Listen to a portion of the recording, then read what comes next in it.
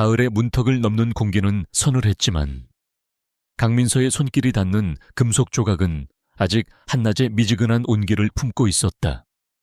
그녀는 자신의 갤러리 미담 중앙에 놓인 새로운 조형물을 세심하게 조정하고 있었다. 날카롭게 뻗어나간 금속의 선들이 만들어내는 그림자가 새하얀 대리석 바닥 위로 길게 늘어졌다. 열정이라는 이름이 붙은 그 작품은 마치 응축된 에너지가 폭발하기 직전에 긴장감을 담고 있는 듯했다. 민서는 작품에서 몇 걸음 물러나 가느다란 팔짱을 낀 채 고개를 살짝 기울였다. 그녀의 눈은 단순한 감상을 넘어 작품의 영혼과 대화하려는 듯 깊고 진지했다. 강남의 심장부. 대한민국에서 가장 비싼 땅 위에 세워진 이 갤러리는 그녀의 왕국이자 성역이었다. 모든 것이 그녀의 안목과 손길을 거쳐 완벽하게 조율된 공간. 소음 하나, 흐트러진 먼지 한 톨 용납되지 않는 곳이었다. 그녀의 삶처럼 갤러리 통유리 밖으로는 퇴근 시간의 차량들이 붉은 미등의 강을 이루며 느릿느릿 흘러가고 있었다. 저마다의 사연을 싣고 어디론가 향하는 불빛들을 보며 민서는 잠시 상념에 잠겼다. 44. 그녀의 인생은 저 작품처럼 격렬한 열정을 지나 이제는 우아하고 안정된 궤도에 오른 듯했다. 존경받는 건축학과 교수인 남편 최지훈, 자애로운 어머니 박수진, 부족할 것 없는 재력과 사회적 지위. 사람들은 그녀를 부러워했고 때로는 질투했다. 민서는 그 시선들을 충분히 즐길 줄 아는 여자였다. 그녀는 마지막으로 작품의 각도를 미세하게 조정한 뒤에야 만족스러운 미소를 지었다. 이제 집으로 돌아갈 시간이었다. 완벽하게 조율된 또 다른 그녀의 공간으로 제네시스 G90에 시동을 걸자 실내는 부드러운 가죽 냄새와 그녀가 좋아하는 은은한 아로마 향으로 채워졌다. 그녀는 한강을 가로지르는 다리 위에서 잠시 차를 멈추고 싶다는 충동을 느꼈다. 어둠이 내린 도시의 스카이라인은 그 자체로 하나의 거대한 설치 미술 작품 같았다. 남편 지우는 이런 야경을 보며 도시의 유기적 생명력에 대해 말하곤 했다. 그는 언제나 지적이고 낭만적이었다. 그들의 결혼 생활 15년은 큰 굴곡 없이 평탄했다. 뜨거운 열정은 무르익어 단단한 신뢰가 되었고 서로의 영역을 존중하는 성숙한 동반자의 관계를 유지하고 있었다. 적어도 민서는 그렇게 믿었다. 아버지가 돌아가신 후 홀로 남으신 어머니 박수진 여사를 집으로 모셔온 것은 3년 전이었다. 처음에는 남편이 불편해하지 않을까 걱정했지만 지우는 오히려 장모님을 살갑게 챙기며 민서의 마음을 편하게 해주었다. 덕분에 집안은 늘 온기가 넘쳤고 세 사람은 이상적인 가족의 형태를 갖추게 되었다. 그래, 모든 것이 제자리에 있었다. 민서는 스스로에게 속삭이며 다시 엑셀을 밟았다. 그녀의 펜트하우스는 서울의 야경이 파노라마처럼 펼쳐지는 곳에 자리하고 있었다. 현관문을 열자 구수한 된장찌개 냄새가 그녀를 맞았다. 어머니였다. 왔니 늦었구나. 지훈이도 곧 올 시간인데. 주방에서 나온 박수진 여사가 부드러운 미소로 딸을 반겼다. 네. 엄마, 설치 작업 때문에 좀 늦었어요. 제가 저녁 준비할 텐데 힘드셨겠어요.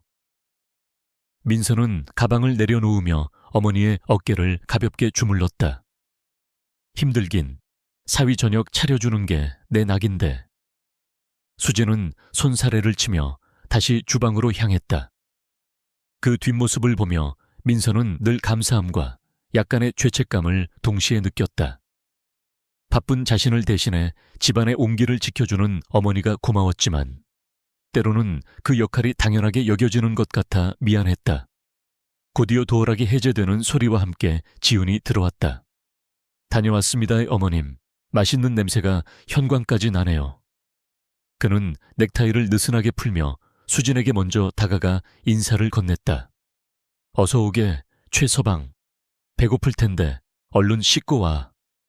민서는 아직 안 왔습니까? 방금 들어왔어. 피곤한지 소파에 앉아있네. 지우는 그제야 민서를 발견하고는 다가와 그녀의 이마에 가볍게 입을 맞췄다. 고생했어. 여보, 새 작품은 마음에 들어. 응, 완벽해. 당신도 보면 좋아할 거야. 짧은 대화였지만 그 안에는 오랜 부부만의 편안함이 담겨 있었다. 저녁 식사는 언제나처럼 화기애애했다. 지우는 학교 이야기를 했고 수지는 동네 소식을 전했다. 민서는 그들의 대화를 들으며 조용히 미소 지었다. 완벽한 저녁이었다. 주말에 예정된 짧은 여행을 위해 민서는 식사 후 지훈의 차를 정리하기로 했다. 그는 늘 차를 깔끔하게 관리했지만 그녀는 혹시나 빠뜨린 것이 없는지 확인하고 싶었다. 지하 주차장의 서늘한 공기 속에서 그녀는 조수석 문을 열고 서류와 잡동사니들을 정리했다. 그리고 운전석으로 넘어가 시트 밑을 청소하려던 순간이었다. 그녀의 손끝에 차갑고 단단한 무언가가 닿았다. 그녀는 고개를 숙여 시트 밑을 들여다보았다. 어둠 속에서 희미하게 반짝이는 자개장식이 눈에 들어왔다. 조심스럽게 그것을 꺼내들자 손바닥만 한 크기의 고급스러운 자개함이 모습을 드러냈다. 칠흑 같은 검은 오칠 위에 영롱한 빛을 내는 자개가 정교하게 수놓아져 있었다. 민서는 이런 물건이 남편의 차에 있다는 사실에 의아함을 느꼈다. 그는 이런 전통 공예품에 큰 관심이 없는 사람이었다. 심장이 미세하게 빠르게 뛰기 시작했다. 그녀는 마른 침을 삼키며 조심스럽게 함을 열었다. 부드러운 비단이 깔린 함 안에는 오색찬란한 비단실로 정교하게 엮어 만든 매듭 놀이개가 고이 누워 있었다. 중앙에는 맑고 투명한 비취 조각이 달려 있었고 그 아래로 늘어진 술은 한 올 한 올 살아 움직이는 듯했다. 누가 봐도 장인의 손길이 느껴지는 최고급 품이었다. 이것은 평범한 선물이 아니었다. 여기에는 특별한 의미와 정성이 담겨 있었다. 하지만 누구를 위한 것일까? 민서는 머릿속이 하얘지는 것을 느꼈다. 그녀는 자개함을 들고 엘리베이터에 올랐다. 차가운 금속 벽에 비친 자신의 얼굴은 평소와 달리 굳어 있었다. 집에 도착했을 때 지우는 샤워를 마치고 서재에서 책을 읽고 있었다. 민서는 아무 말 없이 그에게 다가가 손에 들고 있던 자개함을 내밀었다. 지우는 책에서 눈을 떼고 의아한 표정으로 함을 받아들었다. 그가 함을 여는 순간 민서는 그의 눈동자가 미세하게 흔들리는 것을 놓치지 않았다. 아주 찰나의 순간이었지만 분명한 동요였다. 하지만 그는 이내 능숙한 배우처럼 표정을 갈무리했다. 아, 이거 당신이 찾았구나. 그는 마치 대수롭지 않다는 듯 웃어 보였다. 차 정리하다가 발견했어. 이게 뭐야? 민서의 목소리는 자신도 모르게 조금 날카롭게 나갔다. 지우는 놀이개를 손에 들고 가볍게 흔들어 보였다. 학과에 정년 퇴임하시는 여교수님이 한 분 계시거든. 평소에 전통 공예품을 아주 좋아하셔서 동료들하고 돈 모아서 선물 하나 마련한 거야. 깜빡하고 트렁크에 넣어둔다는 걸 잊었네. 그의 설명은 너무나도 그럴듯했다. 합리적이었고 빈틈이 없어 보였다. 하지만 민서는 그의 눈을 똑바로 쳐다봤다. 그는 시선을 피하지 않았지만 그의 미소는 어딘지 모르게 부자연스러웠다. 평소에 그에게서는 찾아볼 수 없는 옅은 긴장감이 공기 중에 떠다니고 있었다. 민서는 더 이상 묻지 않았다. 그녀는 그를 믿고 싶었다. 15년간 함께한 남편을, 이 완벽한 가정을 의심하고 싶지 않았다. 그렇구나. 아주 비싸 보이는데 받으시는 분이 좋아하시겠네. 그녀는 애써 태연한 목소리로 말하며 함을 닫아 테이블 위에 올려놓았다. 그럼 안목이 아주 높으신 분이라 신경 좀 썼지. 지우는 다시 책으로 시선을 돌렸다. 그들의 대화는 그렇게 끝이 났다. 하지만 무언가 이미 변해 있었다. 그날 밤 민서는 잠을 이룰 수 없었다. 옆에서는 지훈의 고른 숨소리가 들려왔다. 그는 아무런 근심 없이 깊은 잠에 빠져 있었다. 민서는 어둠 속에서 눈을 뜬 채 천장을 바라보았다. 남편의 말이 사실일 것이다. 쓸데없는 의심이다. 그녀는 몇 번이고 스스로를 타일렀다. 하지만 그녀의 머릿속에서는 아름다운 오색 놀이개가 계속해서 아른거렸다. 그것은 단순한 장신구가 아니었다. 여인의 마음에 대한 섬세한 이해와 깊은 정성을 담은 물건이었다. 과연 동료에게 주는 퇴임 선물에 그런 의미를 담을 필요가 있었을까? 그녀가 알던 최지우는 그렇게 세심한 사람이 아니었다. 이성적이고 합리적이었지만 감성적인 부분에서는 무딘 편이었다. 민서는 자신도 모르게 몸을 돌려 잠든 남편의 얼굴을 바라보았다. 어둠 속에서도 그의 반듯한 이목구비가 뚜렷하게 보였다. 그녀가 사랑했고 지금도 사랑하는 남자. 그녀는 손을 뻗어 그의 뺨을 어루만지고 싶었지만 차마 그럴 수 없었다. 그녀와 그 사이에 보이지 않는 얇은 유리벽이 생긴 것만 같았다. 견고했던 신뢰라는 성에 처음으로 작은 균열이 생겨났다. 민서는 불안한 예감에 몸을 떨었다.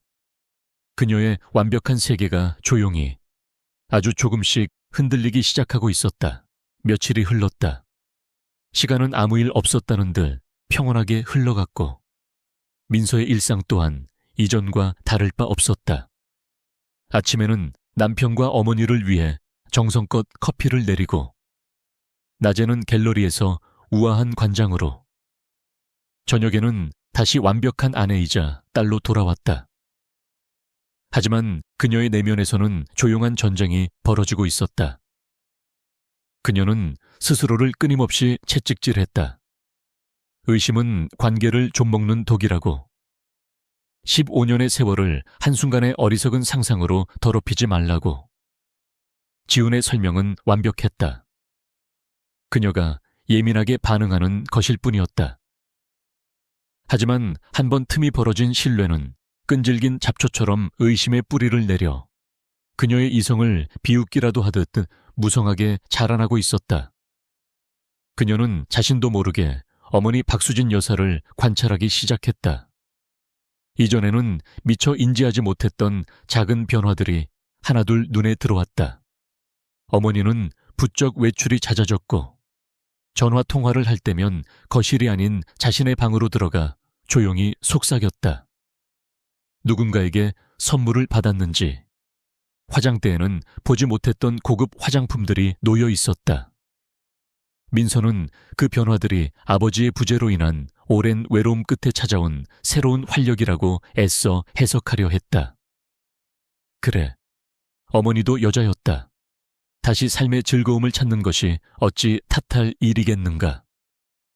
하지만 그 활력의 원천이 무엇인지, 그 즐거움의 상대가 누구인지에 대한 질문이 끈질기게 그녀의 발목을 잡았다. 그러던 어느 화창한 가을날 아침이었다. 민서가 갤러리로 출근할 준비를 하고 있을 때 어머니가 방에서 나왔다. 민서는 순간 숨을 멈췄다. 어머니는 자줏빛이 감도는 고운 명주 한복을 차려입고 있었다. 은은한 광택이 흐르는 옷감은 한 걸음 옮길 때마다 부드러운 물결을 만들어냈고 정성 들여 쪽진 머리에는 자그마한 산호 비녀가 꽂혀 있었다. 평소 수수하고 편안한 옷차림을 즐겨 입던 어머니의 모습과는 너무나도 달랐다. 얼굴에는 얇지만 공들인 화장을 하고 있어 세월의 흔적이 옅어 보였고 입술에 바른 붉은 연지는 그녀를 몇 년은 젊어 보이게 했다. 마치 중요한 연회에 참석하는 귀부인 같았다. 어머니, 오늘 어디 중요한 데 가세요. 정말 고우세요. 민서는 감탄과 놀라움이 뒤섞인 목소리로 물었다. 수지는 거울 앞에서 옷매무새를 가다듬으며 희미하게 미소 지었다. 오랜만에 고등학교 동창들 모임이 있어서 늙어서 주책이라고 할까봐 걱정이네. 그녀의 목소리에는 수줍음과 함께 숨길 수 없는 설렘이 묻어 있었다. 아니에요. 너무 아름다우세요. 즐겁게 보내고 오세요. 민서는 진심으로 말했지만 마음 한구석에서는 낯선 위화감이 피어올랐다. 저 한복은 언제 마련한 것일까? 왜 자신에게는 한마디 말도 없었을까? 어머니는 마치 비밀스러운 연애를 시작한 소녀처럼 보였다.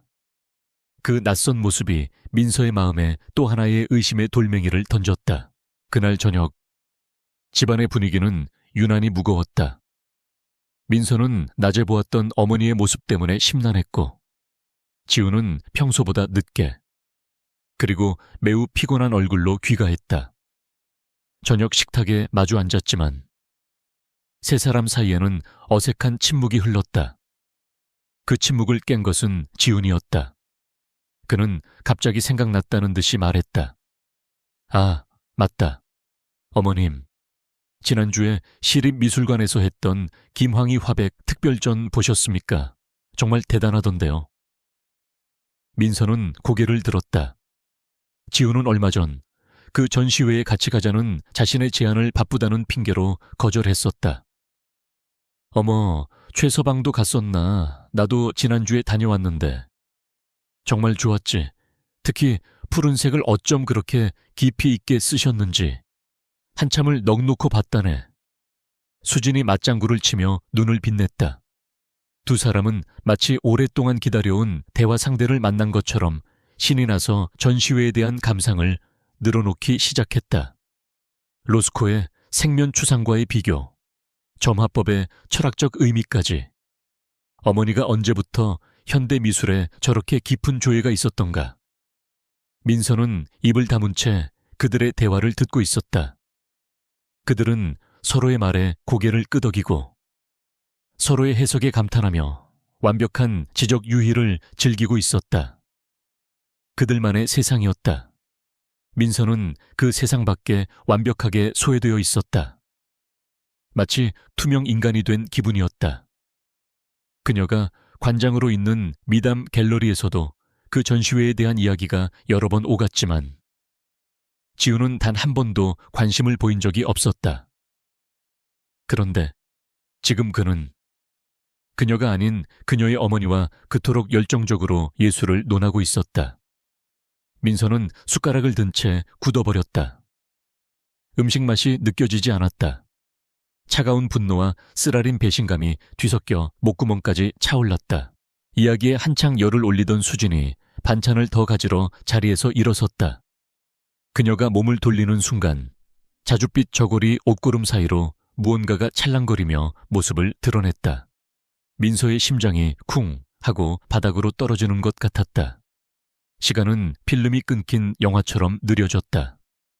주변의 모든 소음이 사라지고 그녀의 시야에는 오직 한 가지, 선명한 그것만이 들어왔다.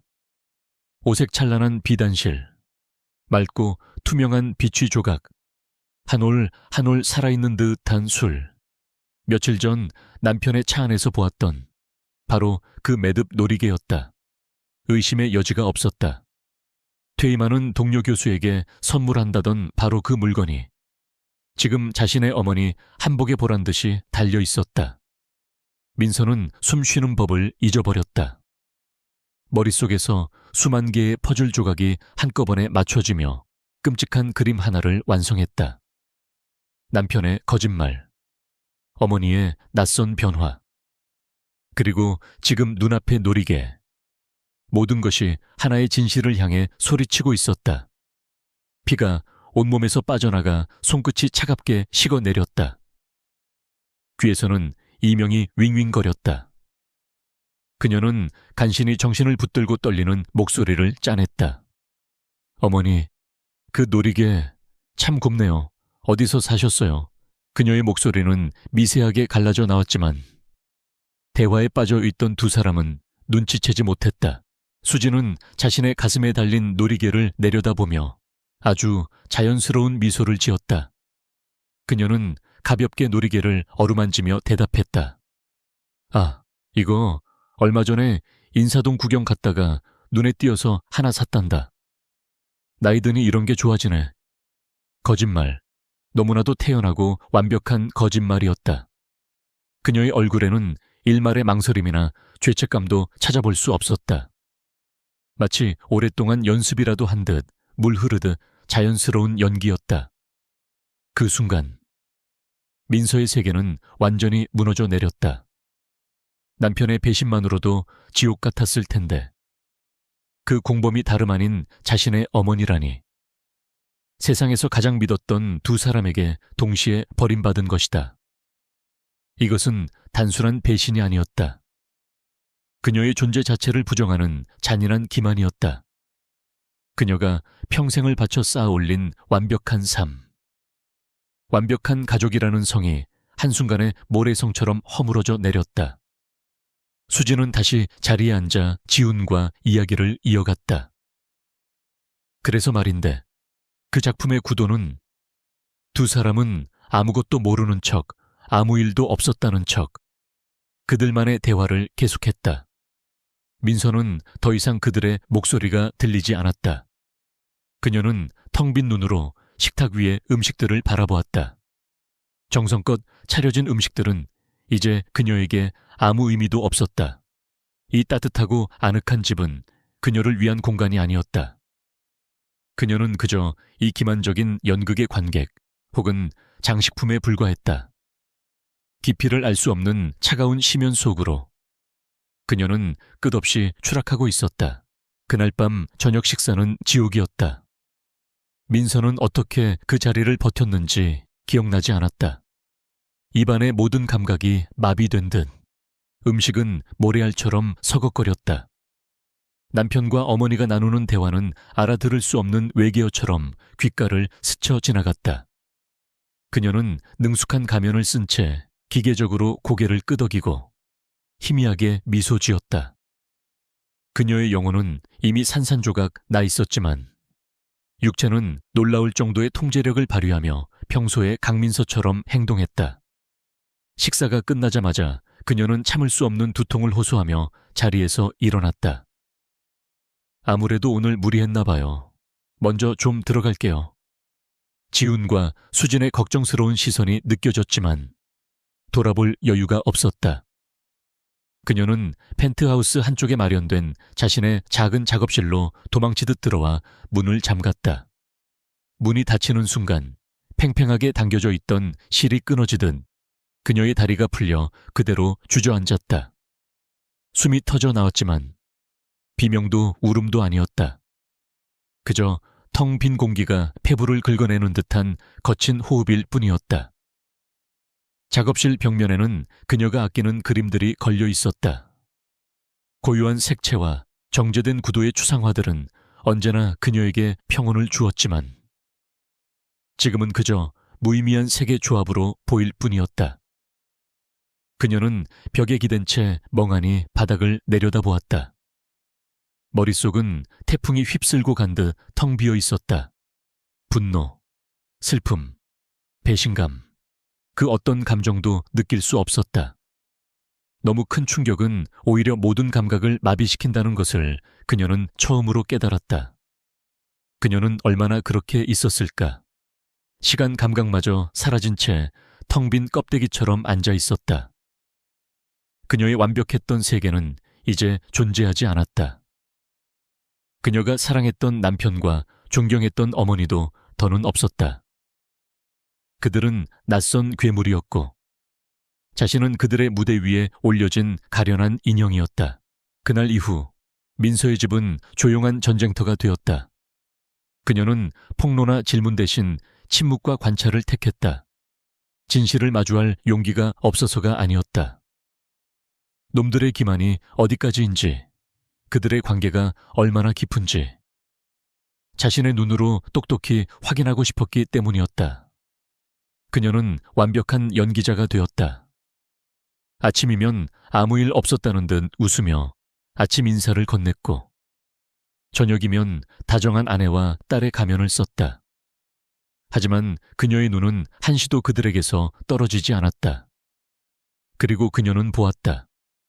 이전에는 사랑과 가족이라는 콩깍지에 가려 보이지 않았던 것들을 식탁에서 지훈이 무심코 젓가락을 내려놓으면 수지는 귀신같이 알아채고 그가 좋아하는 깻잎 장아찌를 그의 밥 위에 올려주었다. 민서는 그가 깨짚을 좋아하는지 오늘 처음 알았다. 거실에서 TV를 보다가 지훈이 리모컨을 찾으면 수지는 소파 쿠션 틈에서 정확히 그것을 찾아 건넸다. 마치 오랜 세월 함께 산 부부처럼 그들은 말없이 서로의 습관과 욕구를 읽어내고 있었다. 그들만의 언어, 그들만의 신호가 집안 곳곳에 교묘하게 숨겨져 있었다. 한 번은 지훈이 민서에게 줄곧 무심했던 그녀의 알레르기를 언급하며 약을 챙겨주었다. 민서가 감동하려던 찰나 수진이 옆에서 한마디 거들었다. 내가 최 서방한테 미리 말해뒀지. 당신은 꼭 자기가 챙겨야 한다고. 그 순간 남편의 다정함은 싸구려 동정심으로 전락했다. 그들은 민서를 바보로 만들고 있었다. 그녀를 철저히 기만하며 그들의 부도덕한 관계를 유지하기 위한 방패막이로 삼고 있었다. 매일 밤 민서는 잠든 두 사람의 방문을 번갈아 보며 치밀어 오르는 사리를 가까스로 억눌렀다. 이 지옥 같은 연극을 끝내야 했다. 그러기 위해서는 누구도 부인할 수 없는 명백하고 잔인한 증거가 필요했다. 집안에 설치된 홈 CCTV의 존재가 떠오른 것은 그 무렵이었다. 1년 전 장기 해외 출장을 가게 된 지훈이 혹시 모를 안전 문제와 홀로 계신 장모님 걱정에 설치를 제안했었다. 당시에는 그의 세심함에 감동했지만 이제 와 생각하니 소름이 끼쳤다. 어쩌면 그는 자신의 부재 중에 벌어질 일들을 감시하고 싶었던 것일지도 몰랐다. 사적인 공간을 엿본다는 것에 대한 윤리적 고민이 없었던 것은 아니었다.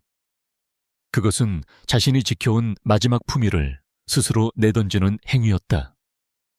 하지만 지금 그녀에게 품위 따위는 사치였다. 그녀는 진실을 원했다. 설령 그 진실이 자신의 심장을 도려낸다 할지라도 더 이상 이 끔찍한 거짓 속에서 살 수는 없었다. 결심이 서자 그녀는 치밀하게 움직였다. 그날 밤 그녀는 지훈과 수진이 깊이 잠든 것을 확인한 후에야 조용히 서재로 향했다. 서재의 컴퓨터는 보안 시스템과 연결되어 있었다. 그녀는 떨리는 손으로 비밀번호를 입력했다.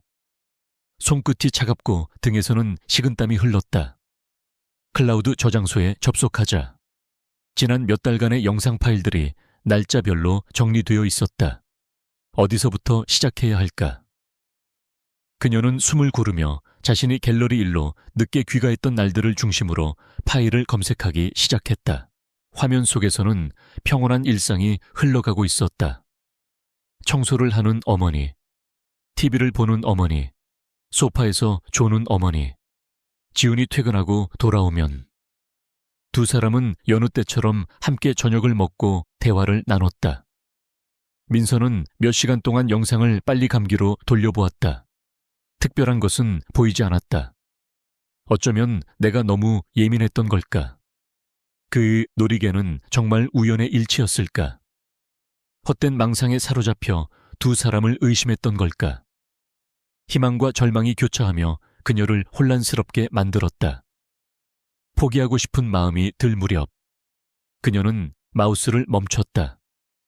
2주 전 화요일 오후의 영상이었다. 그날은 갤러리에서 중요한 계약이 있어 평소보다 훨씬 늦게 귀가한 날이었다. 영상 속 시간은 오후 4시를 가리키고 있었다. 지훈이 평소보다 이른 시간에 현관문을 열고 들어왔다. 그리고 곧장 주방으로 향했다.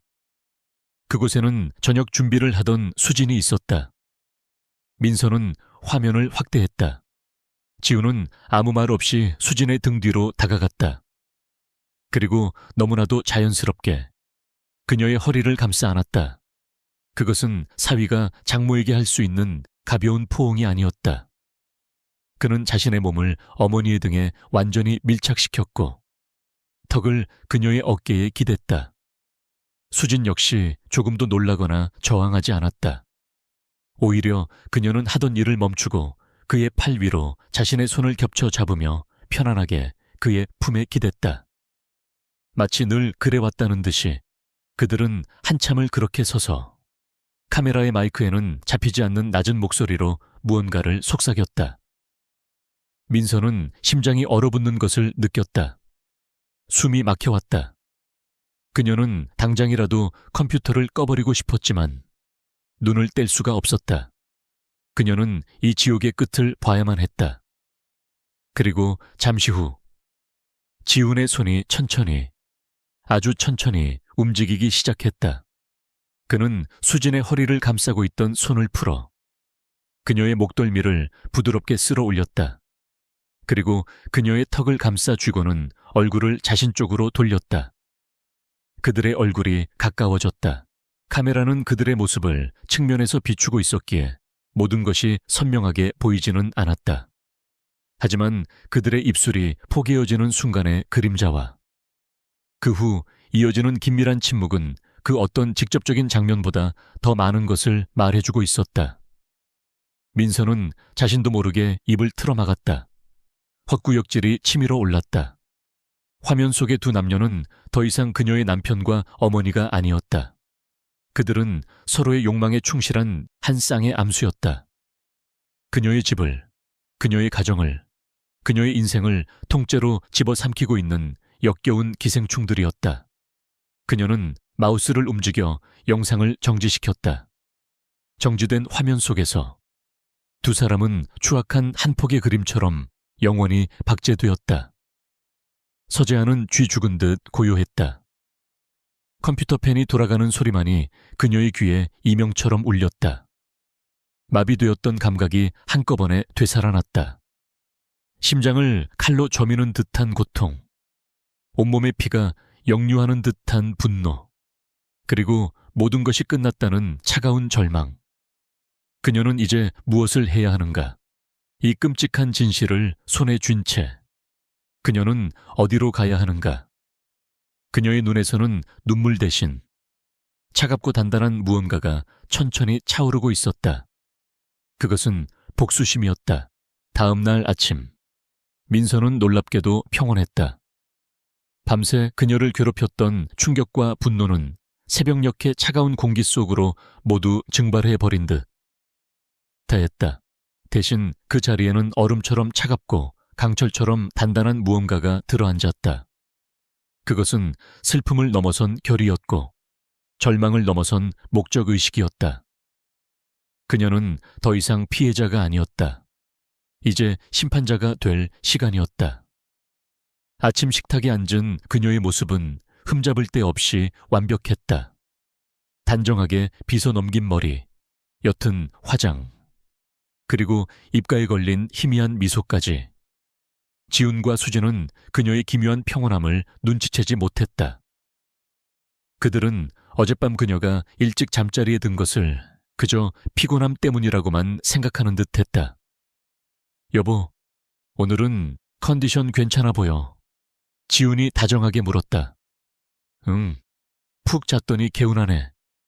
민서는 그의 눈을 똑바로 마주하며 대답했다. 그녀의 눈빛은 너무나도 고요해서 오히려 섬뜩할 정도였다. 수진이 갓 구운 토스트를 그녀의 접시에 올려주었다. 그래, 안색이 한결 낫구나. 사람은 잠이 보약이야. 민서는 그 손길을 피하지 않았다. 대신 부드럽게 미소 지었다. 고마워요, 엄마. 그들의 모든 행동, 모든 말이 이제는 투명하게 보였다. 그들의 위선과 기만이 역겨웠지만 민서는 더 이상 동요하지 않았다. 그녀의 감정은 이미 그들을 떠나 훨씬 더 먼 곳을 향하고 있었다. 갤러리에 도착한 민서는 곧장 자신의 사무실로 들어가 문을 잠갔다. 그녀는 통유리창 앞에 서서 분주하게 움직이는 도시의 풍경을 내려다보았다. 저 수많은 사람들 속에서 자신과 같은 고통을 숨긴 채 살아가고 있는 이가 또 있을까? 단순한 대면이나 폭로는 너무 시시했다. 그것은 그들이 그녀에게 가한 모욕에 대한 정당한 대가가 될 수 없었다. 그들은 그녀를 바보로 만들었다. 그녀의 신뢰를, 그녀의 사랑을, 그녀의 인생을 짓밟고 비웃었다. 그렇다면 그녀의 복수 또한 그들의 기만만큼이나 정교하고 그들의 배신만큼이나 파괴적이어야 했다. CCTV 영상은 결정적인 증거였지만 그것만으로는 부족했다. 그것은 그들의 부도덕함을 증명할 뿐 그들의 관계가 얼마나 오래되고 깊었는지를 보여주지는 못했다. 열쇠는 매듭 놀이개였다. 그 물건에 담긴 이야기, 그것을 주문한 남자의 의도, 그리고 그것을 태연하게 자신의 몸에 걸친 여자의 심리.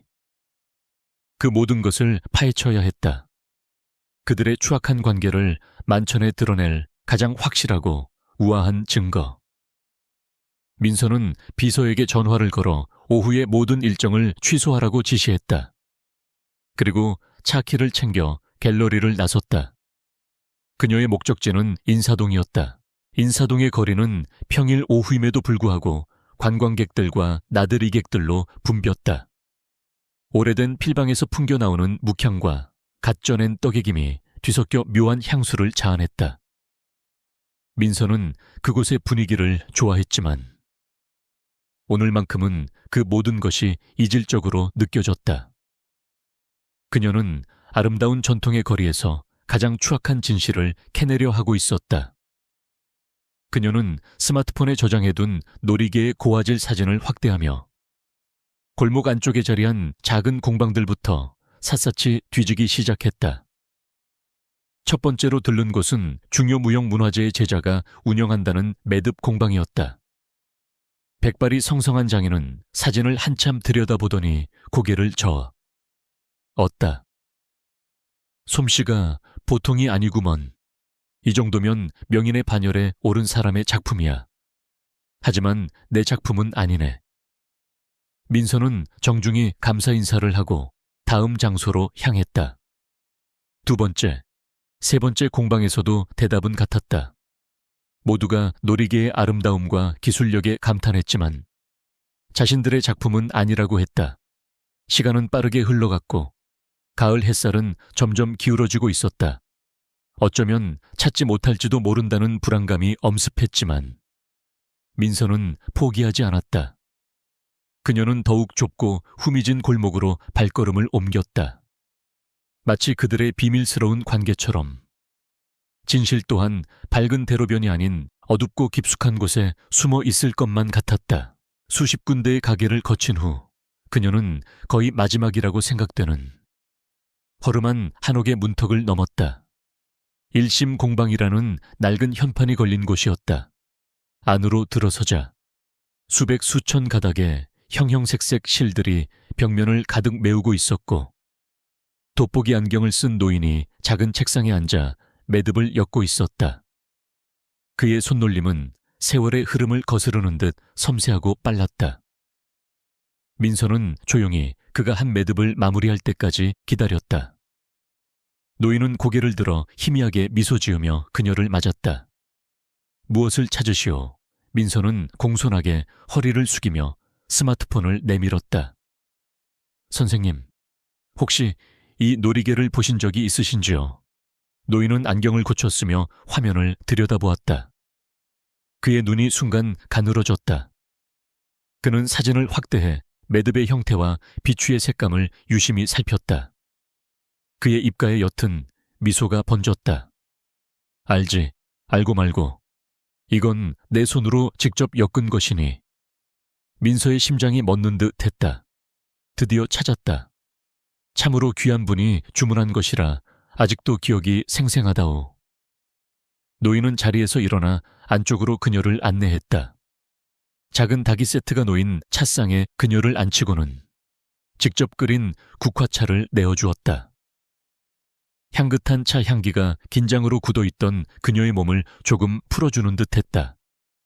복이 드문 명품입니다. 선물 받으신 분이 참으로 복이 많으십니다. 민서는 차마 자신이 그 선물의 주인이 아니라고 말할 수 없었다. 노인은 예시하기를 하듯 말을 이었다. 아주 점잖고 학식 높은 교수님이셨지. 자신의 뭐라더라. 뮤즈를 위한 선물이라고 했어. 영원한 뮤즈. 그 말을 듣는데 나 같은 늙은이도 가슴이 다 설레더구먼. 뮤즈, 지훈이 즐겨 쓰던 단어였다. 민서는 주먹을 꽉 쥐었다. 손톱이 손바닥을 파고드는 아픔이 오히려 정신을 또렷하게 만들었다. 노인은 자신의 작품을 알아봐 준 것이 기뻤는지 자랑스럽게 벽에 걸린 낡은 책장으로 향했다. 그는 여러 권의 두꺼운 장부 중에서 한 권을 꺼내 먼지를 털어냈다. 나는 특별한 주문은 이렇게 다 기록해 둔다오. 언젠가 역사가 될지도 모르는 일이니. 그는 장부를 펼쳐 민서 앞에 내려놓았다. 한지 위에는 힘있는 필체의 한자들이 가득했다. 노인의 손가락이 한 페이지 위에서 멈췄다. 민서는 숨을 죽이고 그곳을 내려다보았다. 거기에는 놀이개의 세부적인 도안과 사용된 재료들이 꼼꼼하게 기록되어 있었다. 그리고 그 아래 주문자의 요청사항과 서명이 적혀 있었다. 민서의 눈이 한 곳에 고정되었다. 잉크가 한지에 번지며 만들어낸 익숙한 글씨체. 그녀가 지난 15년간 수없이 봐왔던 남편의 필체였다. 요청사항 자개함 안쪽에 나의 영원한 뮤즈, 수진에게라고 새겨주십시오. 주문자 최지훈, 수진. 어머니의 이름 두 글자가 검은 잉크로 선명하게 박혀 그녀의 눈을 찔렀다. 세상의 모든 소리가 사라졌다.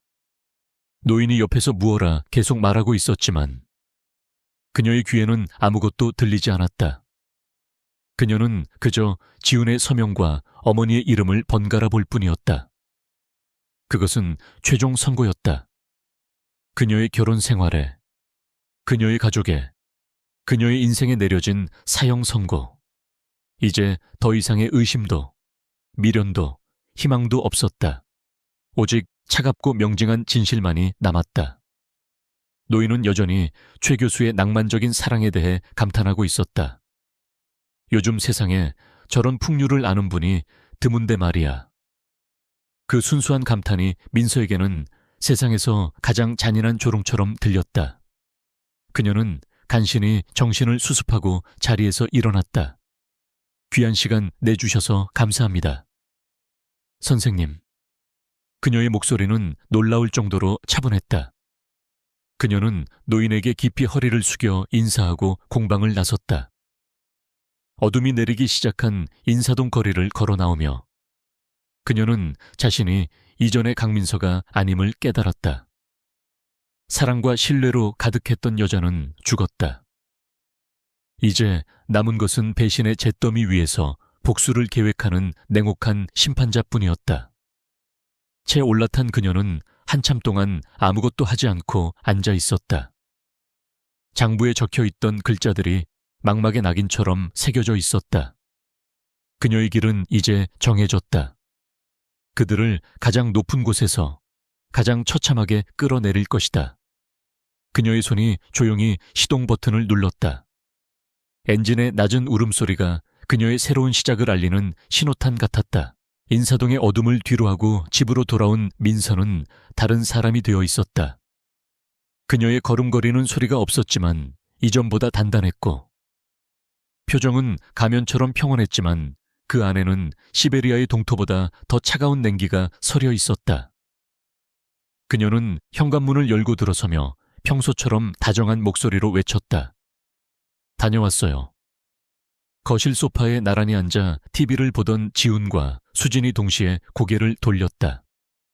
그들의 얼굴에 떠오른 안도감과 반가움을 보며 민서는 속으로 비웃었다. 가증스러운 것들. 이제 온이 늦었구나.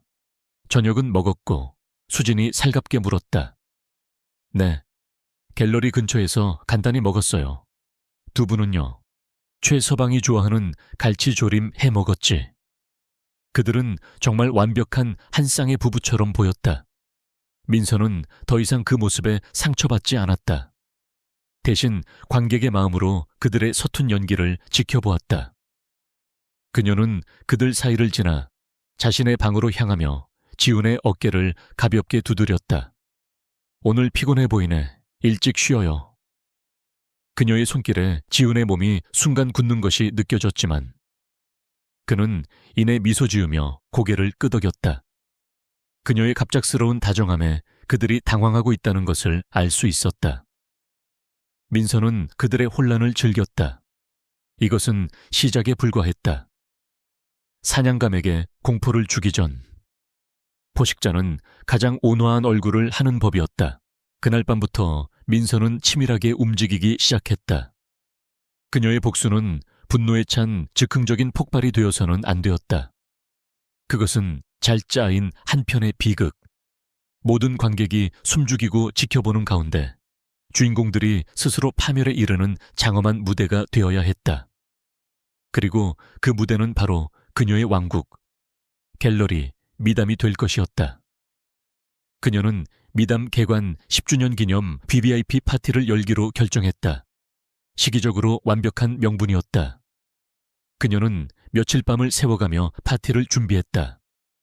최고의 케이터링 업체를 선정했고 프랑스에서 직접 공수한 샴페인을 주문했다. 갤러리는 순백의 카라 릴리로 장식될 것이었다. 순수와 부활, 그리고 죽음을 동시에 상징하는 꽃이었다. 그녀는 한자 한자 정성껏 초대장을 썼다. 명단은 신중하게 선택되었다.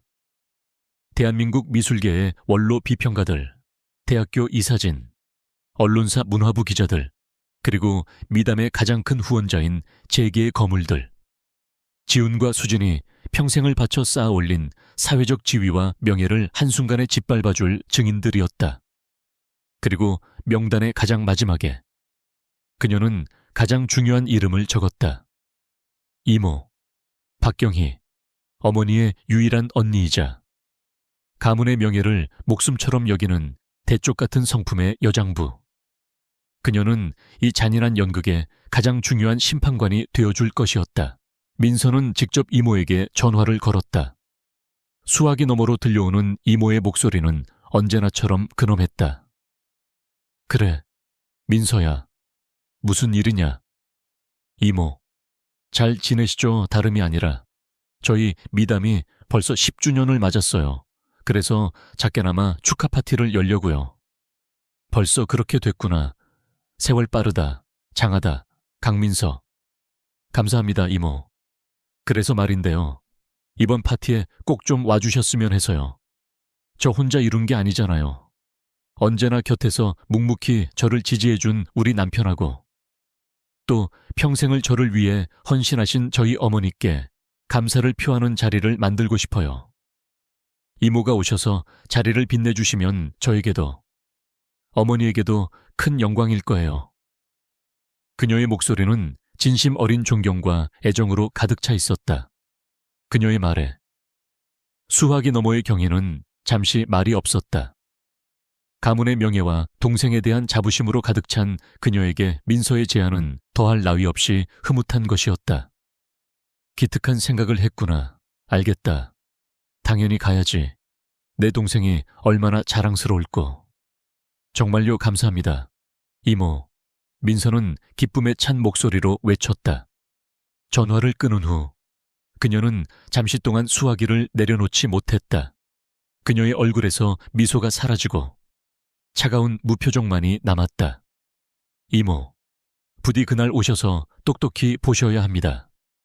당신이 그토록 자랑스러워하는 동생의 진짜 모습을, 그리고 그 추악함이 어떻게 우리 가문의 명예에 똥칠을 하는지를. 파티 당일 갤러리 미담은 서울의 밤을 밝히는 보석처럼 빛났다. 하얀 카라 릴리의 청초한 향기가 최고급 샴페인의 상큼한 향과 어우러져 공간을 채웠다. 대한민국 상류층 인사들이 모두 모인 듯 갤러리는 우아한 드레스와 값비싼 장신구, 그리고 지적인 대화로 넘실거렸다. 그 중심에는 오늘의 주인공인 지훈과 수진, 그리고 민서가 있었다. 지훈은 최고급 맞춤 정장을 입고 유려한 말솜씨로 손님들을 맞았다. 그의 옆에는 고운 한복을 차려입은 수진이 자애로운 미소를 지으며 서 있었다. 사람들은 성공한 갤러리 관장의 든든한 남편과 어머니라며 그들을 칭송했다. 그들은 자신들의 인생에서 가장 빛나는 정점에 서 있었다. 바로 발밑이 천길 낭떠러지라는 사실을 까맣게 모른 채 민서는 그들 사이를 우아하게 오갔다. 그녀는 몸에 꼭 맞는 검은색 실크 드레스를 입고 있었다. 다른 장신구는 일절하지 않았지만 그녀의 존재감은 그 어떤 보석보다도 강렬했다. 그녀는 모두에게 완벽한 미소로 화답했지만 그녀의 눈은 사냥감을 지켜보는 흑표범처럼 조용히 빛나고 있었다. 파티가 무르익을 무렵 이모 박경희가 도착했다. 그녀는 위풍당당한 모습으로 갤러리에 들어섰고 사람들은 존경의 의미로 길을 터주었다. 그녀는 동생 수진의 손을 잡으며 자랑스럽다는 듯 어깨를 두드렸다. 내 동생, 참으로 곱다. 그 모습을 지켜보는 민서의 입가에 묘한 미소가 걸렸다. 이제 모든 배우가 무대 위에 올랐다. 막을 올릴 시간이었다. 은은한 조명이 갤러리 중앙에 마련된 작은 단상 위로 쏟아졌다. 민서가 마이크 앞에 섰다. 소란스럽던 장내가 순식간에 조용해졌다.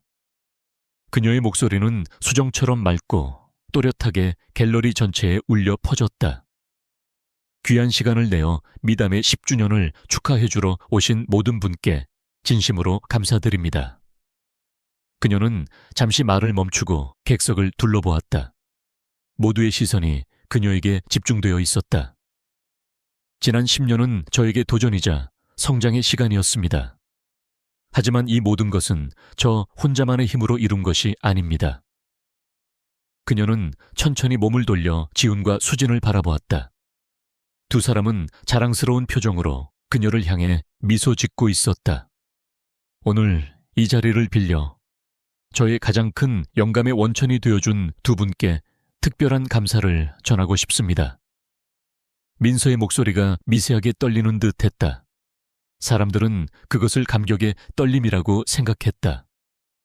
언제나 저의 든든한 버팀목이 되어준 사랑하는 남편, 최지훈 교수님, 그리고 그의 영원한 뮤즈이신 저의 어머니, 박수진 여사님입니다. 뮤즈라는 단어가 공기 중에 선명하게 박혔다. 장내에 미묘한 정적이 흘렀다. 몇몇 사람들은 고개를 갸웃거렸다. 그 순간 민서가 손짓하자 조명이 꺼지고 단상 위에 스크린이 밝아졌다. 화면 가득 클로즈업된 것은 바로 그 매듭 놀이개였다. 영롱한 비치와 오색 비단실이 조명 아래 눈부시게 빛났다. 사람들의 감탄사가 터져나왔다. 다시 갤러리의 조명이 켜졌다. 민서는 여전히 미소를 띤 채 얼음처럼 차가워진 목소리로 말했다. 그 목소리는 더 이상 마이크를 통하지 않았지만 이상할 정도로 모두의 귓가에 똑똑히 들렸다. 최지훈 교수님, 이토록 아름다운 놀이기에 담긴 당신의 깊고 뜨거운 사랑 이야기를 여기 계신 모든 분들 앞에서 직접 들려주시겠어요? 당신의 뮤즈를 위해 어떤 마음으로 이것을 주문하셨는지 말입니다. 그것은 질문이 아니었다. 사형 집행인의 선고였다. 모든 시선이 단상 아래의 지훈과 수진에게로 향했다. 지훈의 얼굴에서 핏기가 사라졌다. 그의 입술이 경련하듯 파르르 떨렸지만 아무런 소리도 나오지 않았다. 수진은 금방이라도 쓰러질 듯 비틀거리며 옆에 있던 테이블을 간신히 붙잡았다. 이모 박경희의 얼굴은 경악으로 굳어 있었다.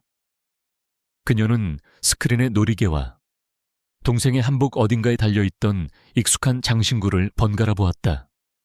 그리고 마침내 모든 것을 깨달았다는 듯 그녀의 얼굴이 무섭게 일그러졌다.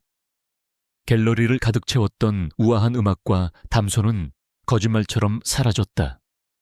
그 자리에는 오직 충격과 불신, 그리고 경멸이 뒤섞인 무거운 침묵만이 내려앉았다.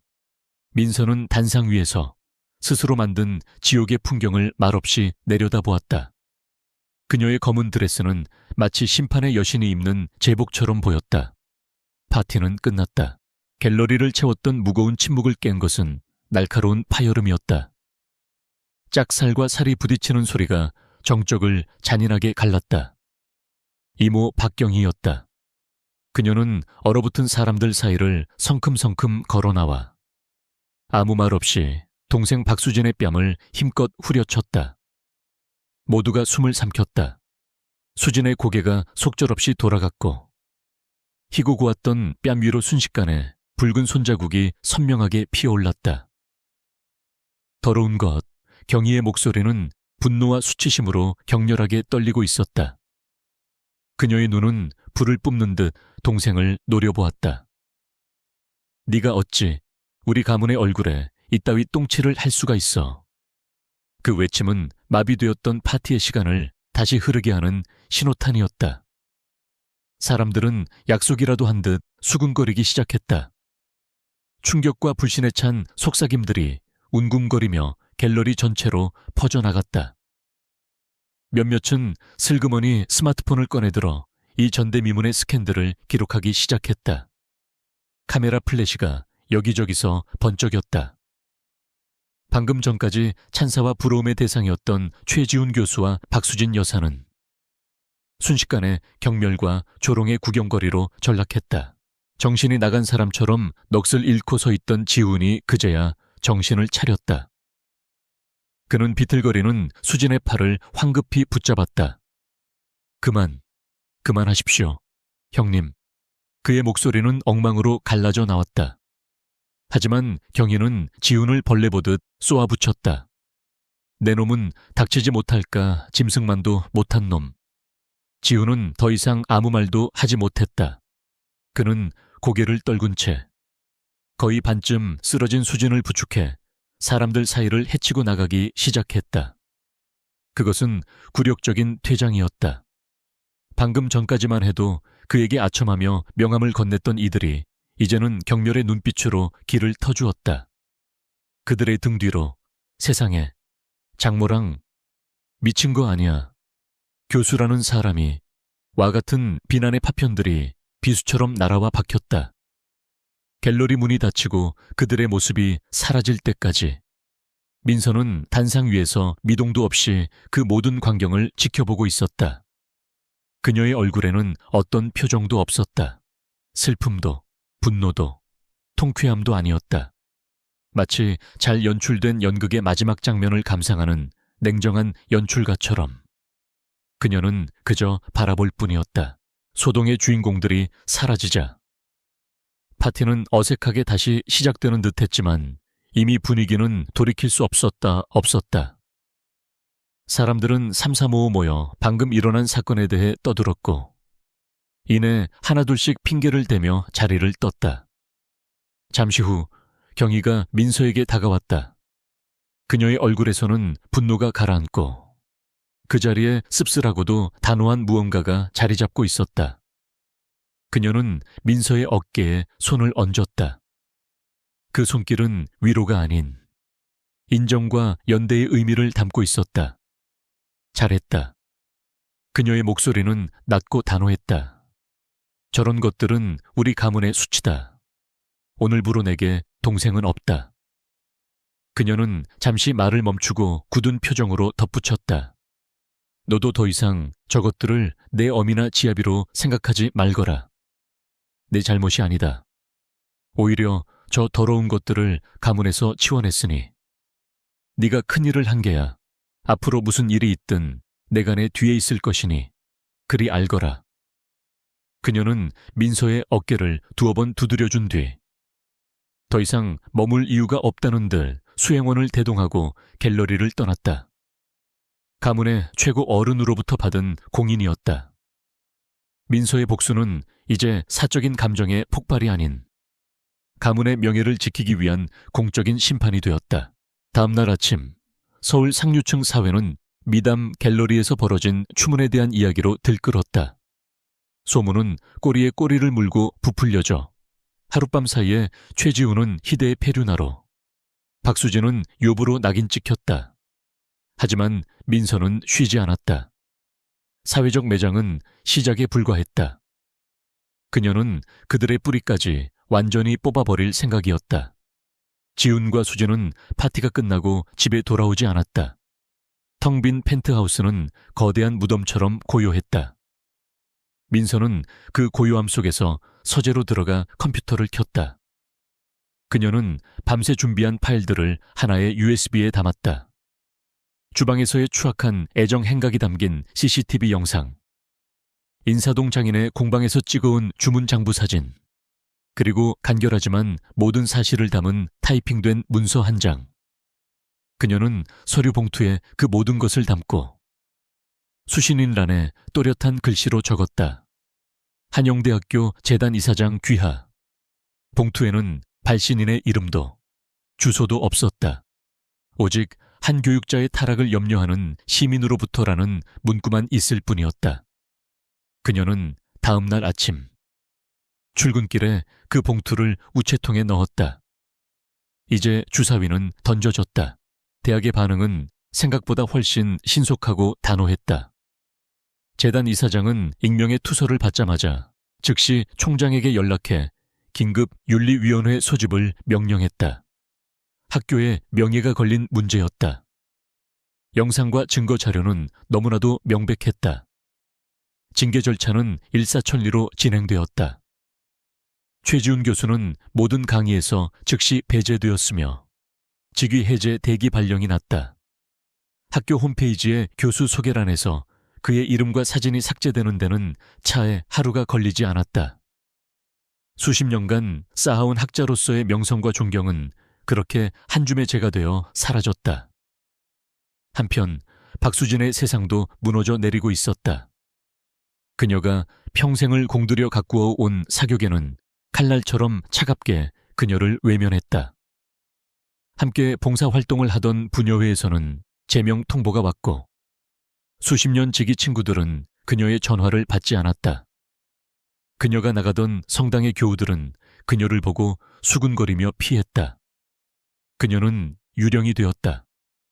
살아있지만 누구에게도 인식되지 않는 존재. 그들의 추락은 빠르고 잔인했다. 그날 밤 서울 외곽의 허름한 모텔방. 지훈과 수진은 창밖에 넌 사인을 멍하니 바라보고 있었다. 화려했던 파티의 밤 이후 처음으로 마주 앉은 두 사람이었지만 그들 사이에는 아무런 대화도 없었다. 한때는 비밀스러운 애정으로 가득 찼던 침묵은 이제 서로를 향한 원망과 경멸, 그리고 지독한 자기 혐오로 채워져 있었다. 수진이 먼저 입을 열었다. 그녀의 목소리는 생기 없이 갈라져 있었다. 이제 우리 어떻게? 지우는 대답하지 않았다. 그는 그저 담배 연기를 길게 내뿜을 뿐이었다. 모든 것을 잃었다. 명예, 직업, 가족, 돈. 그들이 나눈 위험한 사랑의 대가는 상상 이상으로 참혹했다. 그들은 서로를 바라보았다. 한때는 서로의 뮤즈이자 구원자였던 얼굴 위로 이제는 자신의 파멸을 가져온 원흉의 그림자가 짙게 드리워져 있었다. 그들의 지옥은 이제부터가 시작이었다. 복수가 끝난 자리는 고요했다. 지훈과 수진이 떠나간 펜트하우스는 거대한 공동처럼 텅 비어버렸다. 민서는 그 적막함 속에서 기계처럼 움직였다. 그녀는 두 사람의 흔적을 지우기 시작했다. 지훈의 옷가지와 책들은 모두 상자에 담아 창고에 처박았고 수진의 화장품과 장신구들은 쓰레기 봉투에 담아 버렸다. 함께 찍은 사진들은 모두 액자에서 빼내어 갈기갈기 찢었다. 그녀는 울지 않았다. 슬퍼하지도 않았다. 그저 묵묵히 오염된 공간을 정화하는 의식을 치르듯 움직일 뿐이었다. 모든 것을 잃었다고 생각했지만 이상하게도 마음은 텅 빈 만큼 가벼웠다. 며칠이 지났을까? 발신번호 표시지 안으로 전화가 걸려왔다. 받을까 말까 망설이다. 그녀는 무심코 통화 버튼을 눌렀다. 수화기 너머로 귀에 익지만 낯설게 변해버린 목소리가 들려왔다. 민서야, 나다. 수진이었다. 그녀의 목소리는 물에 젖은 솜처럼 축 처져 있었고 끝이 심하게 떨리고 있었다. 무슨 일이죠? 민서의 목소리는 얼음장처럼 차가웠다. 더 이상 엄마라고 부르지 않았다. 딱 한 번만. 얼굴 보고 얘기하면 안 될까, 제발. 마지막으로 할 말이 있어. 그녀는 애원했다. 민서는 잠시 눈을 감았다. 이 지긋지긋한 인연의 마지막 끈마저 끊어내야 했다. 그들의 변명을, 그들의 자기 합리화를 직접 듣고 확인해야만 했다. 그래야만 자신의 마음속에 혹시라도 남아있을지 모를 한 톨의 연민까지 남김없이 불태워버릴 수 있을 터였다. 알겠어요. 내일 오후 3시 삼청동 찻집 다연으로 나오세요. 그녀는 일부러 그곳을 약속 장소로 잡았다. 다연은 아버지가 살아계실 적 세 식구가 함께 자주 찾던 추억의 장소였다. 가장 행복했던 기억이 서린 곳에서 가장 끔찍한 관계의 종말을 고할 생각이었다. 다음 날 약속 장소에 먼저 도착한 민서는 창가에 자리를 잡고 앉았다. 찻집의 고즈넉한 풍경은 예전 그대로였다. 창밖으로는 가을볕에 물든 은행나무 잎이 황금빛으로 빛나고 있었고 처마 끝에 매달린 풍경이 바람에 흔들리며 맑은 소리를 냈다. 하지만 그 아름다운 풍경은 더 이상 그녀의 마음에 어떤 감흥도 주지 못했다. 잠시 후 찻집 문이 열리고 수진이 들어왔다. 민서는 순간 그녀를 알아보지 못했다. 불과 몇 주 전까지만 해도 곱고 우아했던 모습은 온데간데 없었다. 값비싼 한복 대신 싸구려 시장에서 산 듯한 칙칙한 색의 스웨터를 입고 있었고 윤기 나던 머리는 푸석하게 부서져 내렸다. 화장기 없는 얼굴은 핏기 없이 창백했고 깊게 팬 주름과 퀭한 눈은 그녀를 10년은 더 늙어 보이게 만들었다. 그녀는 더 이상 민서의 어머니가 아니라 삶에 패배한 낯선 노파에 불과했다. 수진은 민서를 발견하고는 고개를 숙인 채 다가와 맞은편에 앉았다. 그녀는 테이블 밑으로 떨리는 두 손을 감추었다. 찻집 주인이 주문을 받으러 왔지만 두 사람 사이에는 한동안 침묵만이 흘렀다. 침묵을 깬 것은 수진의 흐느낌이었다. 그녀는 작은 소리로 끄끄거리기 시작하더니 이내 두 손으로 얼굴을 감싸 쥐고 오열했다. 민서야, 미안하다.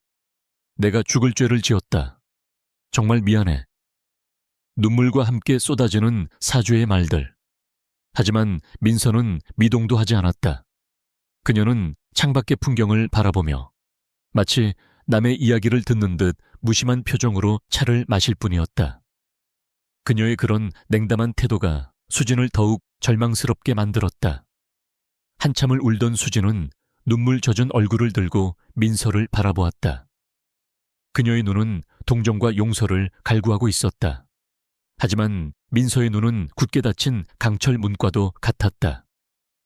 애원과 눈물이 통하지 않는다는 것을 깨달은 순간 수진의 눈빛이 미세하게 변하기 시작했다. 절망이 거친 자리에 끈적하고 어두운 무언가가 서서히 차올랐다. 그것은 원망이었다. 그녀의 목소리 톤이 바뀌었다. 내가 널 낳았어, 민서야. 뜬금없는 말이었다. 내가 배 아파 낳은 내 딸이야. 네가. 그래서요. 민서가 처음으로 입을 열었다. 그녀의 목소리에는 어떤 감정도 실려 있지 않았다. 내 아버지가 돌아가시고 난 정말 외로웠다. 이 넓은 집에서 나는 유령이나 마찬가지였어. 너는 언제나 바빴잖니. 내 갤러리, 내 일, 내 성공. 내게는 그게 전부였지. 이 늙은 어미가 속으로 얼마나 썩어 문드러지고 있는지는 조금도 관심 없었잖아. 비난의 화살이 민서에게로 향했다. 수진의 목소리는 점점 더 날카로워지고 있었다. 그런데 지훈 씨는, 아니 최서방은 달랐어. 그는 내 얘기를 들어줬다. 내가 얼마나 외로운지, 내가 얼마나 똑똑한 여자인지 알아봐 줬어. 그는 나를 여자로 봐줬단 말이다. 네 아버지가 죽은 이후로. 그 누구도 나를 그렇게 봐주지 않았는데. 그녀의 얼굴이 병적으로 상기되었다. 네가 채워주지 못하는 걸 그 사람이 채워준 거야. 텅 비어있던 내 마음에 그 사람이 들어온 거라고. 민서는 말없이 그녀의 광기 어린 독백을 듣고 있었다. 역겨웠지만 흥미롭기도 했다. 한 인간이 어디까지 자기 합리화의 나락으로 떨어질 수 있는지 그 끝이 궁금했다. 수지는 거의 절규하듯 말을 이었다. 그래, 우리가 잘못한 거 알아. 하지만 너는 잘못이 없을까? 네가 조금만 더 따뜻한 딸이었더라면, 지훈이에게 조금만 더 다정한 아내였더라면 이런 일이 생겼을까? 마침내 그녀의 본색이 드러났다. 그것은 참회가 아니었다. 책임을 전가하고 자신의 죄를 희석시키려는 비겁한 발악이었다. 어쩌면 이건 네 잘못이야. 네가 우리를 그렇게 만든 거라고. 나는 그저 너희 둘의 빈자리를 채워준 것뿐이야. 수진의 추악한 변명이 끝났을 때 찻집 안에는 다시 정적이 흘렀다. 민서는 천천히 찻잔을 내려놓았다. 탕 하는 작은 소리가 유난히 크게 울렸다. 그녀는 오랫동안 수진의 얼굴을 들여다보았다. 한때는 세상의 전부였던 그 얼굴 위로 이제는 낯선 괴물의 모습이 겹쳐 보였다. 그녀의 마음속에서 무언가가 완전히, 영원히 죽어버렸다. 연민도, 분노도, 슬픔도 아니었다. 그것은 완벽한 무관심이었다. 그녀는 더 이상 이 여자에게 아무것도 느끼지 않았다. 그녀는 지갑에서 찻값보다 조금 더 많은 액수의 현금을 꺼내 테이블 위에 조용히 내려놓았다. 그리고 자리에서 일어났다. 수진이 불안한 눈빛으로 그녀를 올려다보았다. 민서야. 민서는 그녀의 인생에서 가장 차갑고 조용한 목소리로 말했다. 오늘부로 당신은 더 이상 내 어머니가 아닙니다. 수진의 눈이 커졌다. 내 인생에서, 내 기억에서 당신이라는 존재를 완전히 지워버릴 겁니다. 민서는 몸을 돌렸다. 다시는 찾아오지도 연락하지도 마세요. 그녀는 한치의 망설임도 없이 찻집 문을 향해 걸어갔다.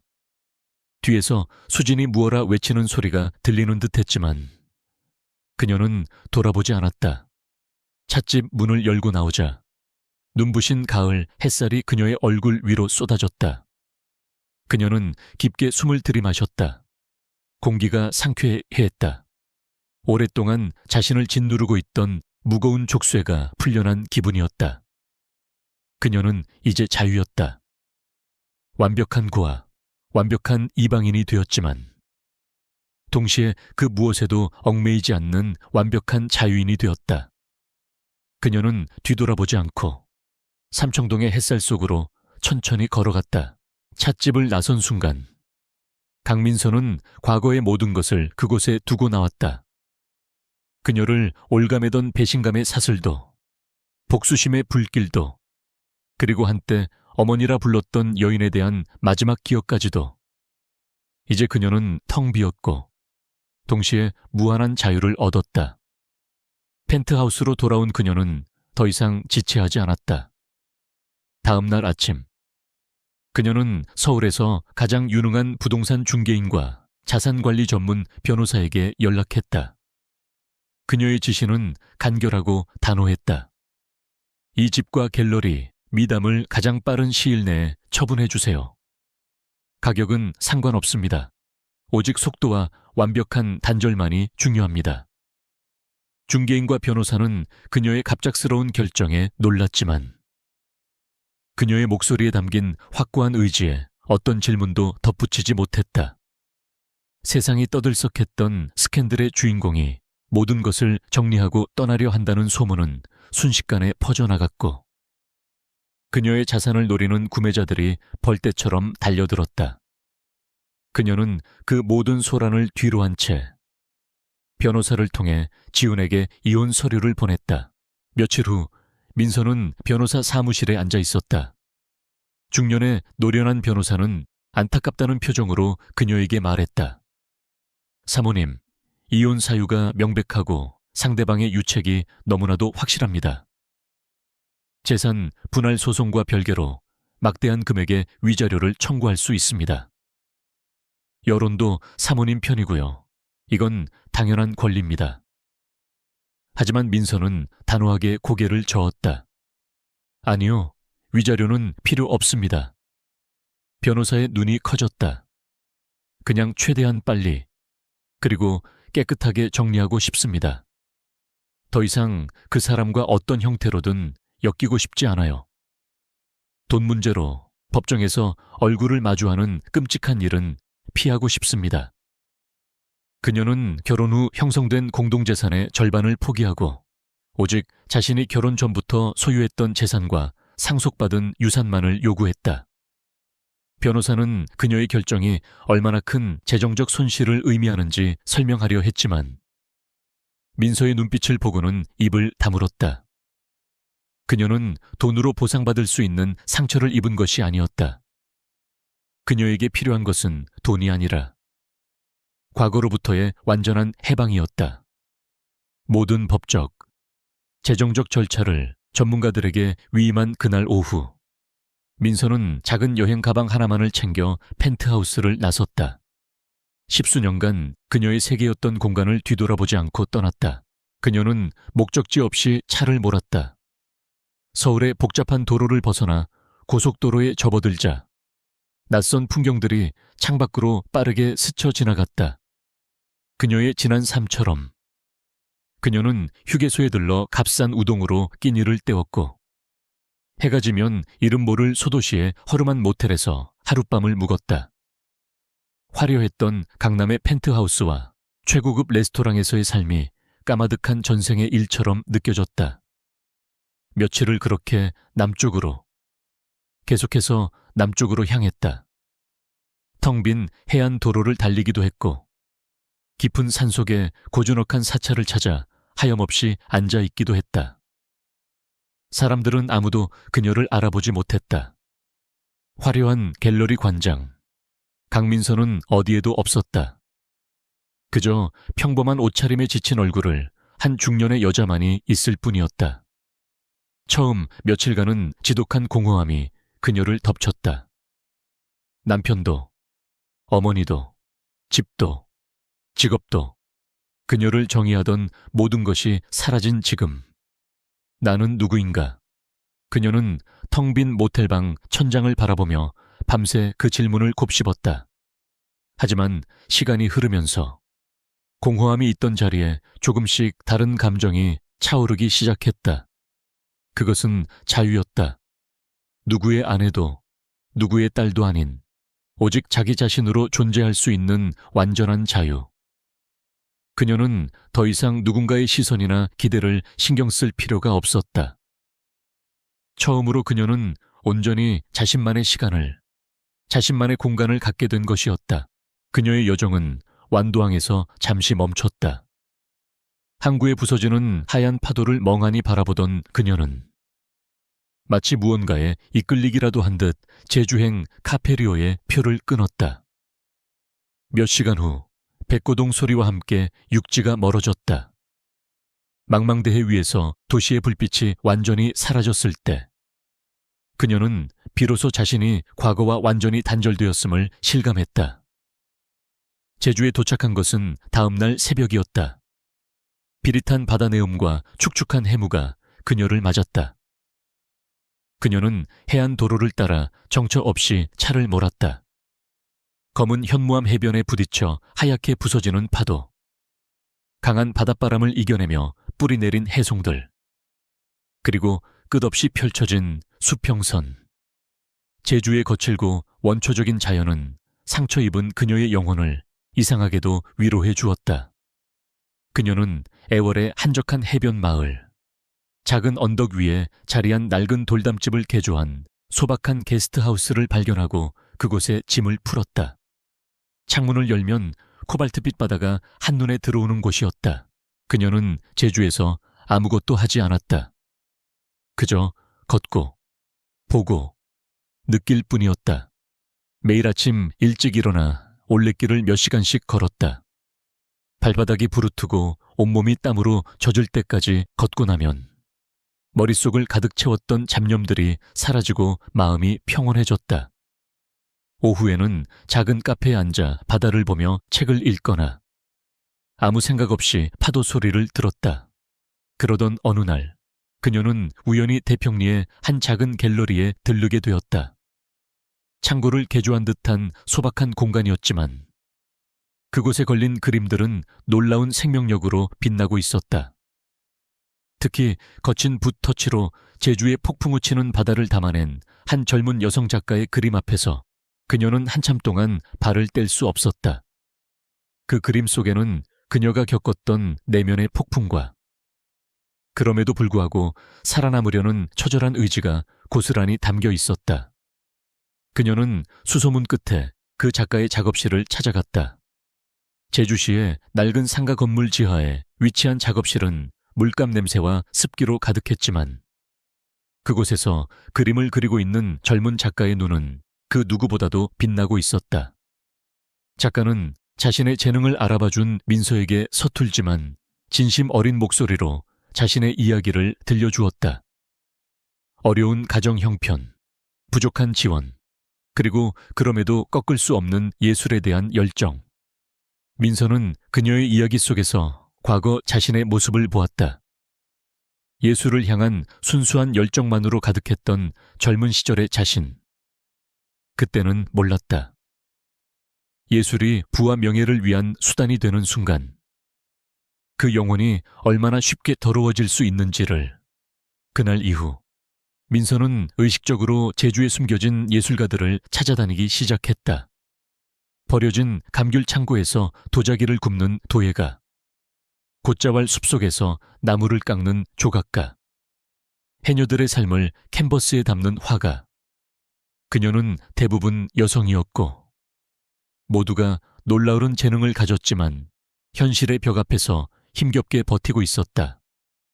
그들의 빛나는 눈을 보며 민서의 마음속에서 새로운 무언가가 싹트기 시작했다. 그녀의 지난 삶은 이미 완성된 아름다움을 소유하고 과시하는 것이었다. 하지만 어쩌면 진짜 예술은 아직 피어나지 않은 씨앗을 발견하고 그것이 꽃을 피울 수 있도록 돕는 것일지도 모른다. 그녀가 가진 부와 경험, 그리고 안목을 그들을 위해 쓸 수 있지 않을까. 짓밟혔던 자신의 삶을, 다른 이들의 삶을 꽃피우는 걸음으로 쓸 수 있지 않을까. 어느덧 저녁이 되어 민서는 협재 해변에 앉아 붉게 물드는 하늘을 바라보고 있었다. 수평선 너머로 해가 지고 있었지만 그것은 끝이 아니라 새로운 시작을 알리는 장엄한 신호처럼 느껴졌다. 그녀는 가방에서 작은 수첩을 꺼내 들었다. 그리고 그 첫 페이지에 또렷한 글씨로 적어 내려가기 시작했다. 미담 재단, 마이담 파운데이션. 그녀의 입가에 아주 오랜만에 진정한 미소가 번졌다. 그것은 폐허 속에서 피어난 희망의 미소였다. 1년이라는 시간이 흘렀다. 강산이 한 번 변하기에는 짧지만 한 사람의 우주가 완전히 재편되기에는 충분한 시간이었다. 제주의 바닷바람과 햇살 속에서 강민서는 이전과는 전혀 다른 사람이 되어 있었다. 그녀는 제주시 외곽, 바다가 한눈에 내려다 보이는 한적한 언덕 위에 낡은 감귤 창고를 개조해 미담 재단의 보금자리를 마련했다. 서울의 차갑고 미니멀했던 갤러리 미담과는 모든 것이 달랐다.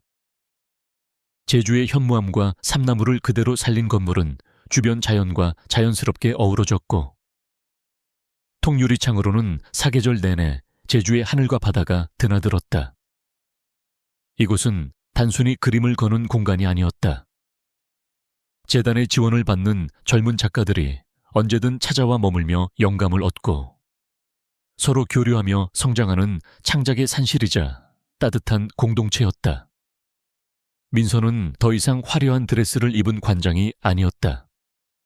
그녀는 편안한 리넨 옷을 입고 작가들과 함께 흙을 만지고 그들의 고민을 들어주며 때로는 엄마처럼 때로는 친구처럼 그들의 곁을 지켰다.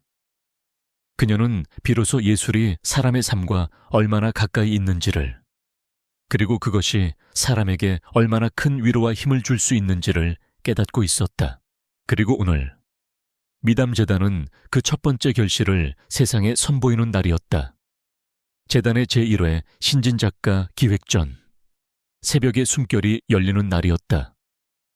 전시회는 개막 전부터 입소문을 타기 시작해 제주는 물론 서울의 주요 언론과 미술계 인사들까지 큰 관심을 보였다. 갤러리는 축하 화환 대신 전시를 보러 온 관객들의 활기로 가득 찼다. 1년 전 민서가 지하 작업실에서 처이음 만났던 젊은 화가는 이제 당당히 자신의 작품 앞에서 관객들과 대화를 나누고 있었다. 그녀의 그림은 더욱 깊고 단단해져 있었다. 버려진 창고에서 도자기를 굽던 도예가에 투박하지만 힘있는 작품들은 갤러리 한쪽에서 고요한 존재감을 뽐냈다. 민서는 그 모든 풍경을 흐뭇하게 바라보았다. 이것이 그녀의 복수였다. 그들이 짓밟아버린 폐허 위에서 그녀는 절망 대신 희망을, 파괴 대신 창조를 선택했다. 수많은 생명들을 꽃 피워내는 것.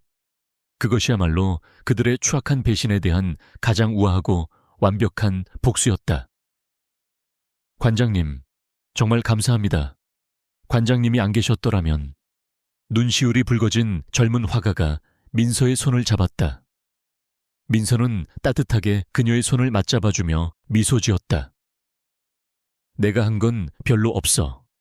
김 작가님의 재능이 스스로 빛을 낸 거지. 나는 그저 작은 등불 하나를 보탰을 뿐이야. 파티가 절정으로 치닫던 순간 재단의 직원이 민서에게 다가와 작은 서류 봉투 하나를 내밀었다. 관장님, 퀵서비스로 배달된 건데 발신인 주소가 없네요. 민서는 의아한 표정으로 봉투를 받아들었다. 하얗고 평범한 봉투. 하지만 봉투 위에 적힌 강민서 귀하라는 글씨를 보는 순간 그녀의 심장이 철렁 내려앉았다. 너무나도 익숙한, 지난 15년간 매일같이 봐왔던 지훈의 필체였다. 순간 갤러리의 모든 소음이 멀어지고 귓가에 차가운 파도 소리가 들리는 듯했다. 과거의 망령이 가장 찬란한 이 순간에 그녀를 찾아온 것이었다. 그녀의 손이 미세하게 떨렸다. 하지만 그것은 아주 잠시였다. 그녀는 이내 평정을 되찾았다. 그녀는 더 이상 과거의 편지에 흔들리는 약한 여자가 아니었다. 그녀는 봉투를 핸드백 깊숙이 넣었다. 지금은 이 자리를, 이 아이들의 축제를 온전히 즐겨야 할 시간이었다. 과거의 오물 따위가 이 소중한 순간을 더럽히게 둘 수는 없었다. 밤이 깊어지고 마지막 손님까지 모두 돌아간 후 갤러리에는 고요함만이 남았다. 민서는 혼자 남아 갤러리를 천천히 거닐었다. 벽에 걸린 그림 하나하나를 눈에 담았다. 그림 속에는 작가들의 땀과 눈물, 그리고 꿈이 담겨 있었다. 민서는 그 앞에서 한참을 서 있다가 자신의 사무실로 들어갔다. 그리고 마침내 핸드백에서 그 편지를 꺼냈다. 그녀는 심호흡을 한 번 하고 조심스럽게 봉투를 열었다. 편지지는 단 2장. 그 위에 담담한 어조의 글씨들이 나열되어 있었다. 그것은 사과나 변명이 아니었다. 용서를 구하는 애원도 아니었다. 그저 지독하게 건조하고 사실적인 한편의 보고서와도 같은 글이었다. 민서 씨에게. 이 편지를 읽게 될지 모르겠지만 그래도 알려야 할 의무가 있다고 생각했습니다. 길게 쓰지 않겠습니다.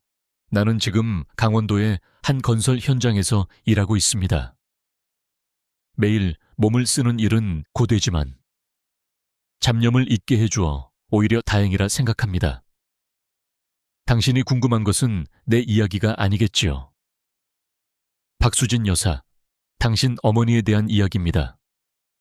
작년 가을 이후 어머니는 급격하게 무너지셨습니다.